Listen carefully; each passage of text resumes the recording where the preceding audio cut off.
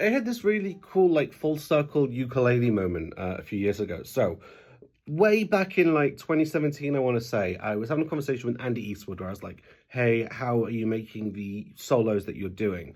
And he explained, like, oh, I'm just finding the melody in my A string mainly and then playing the chords underneath it. An example that he gave was like Fat Sam's Grand Slam from Bugsy Malone.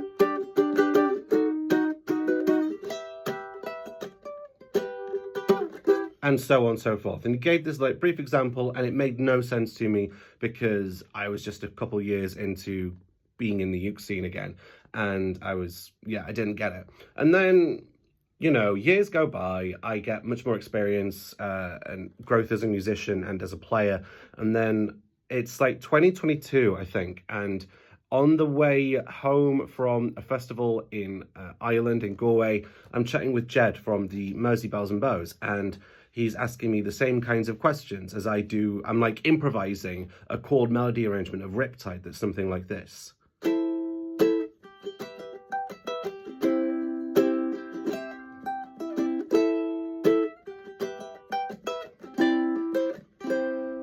And I remember him asking me, like, how are you doing this, Mark? And I explained the process, find the melody. Know your chords, A minor, G, C. Okay, A minor, G's here, and then C.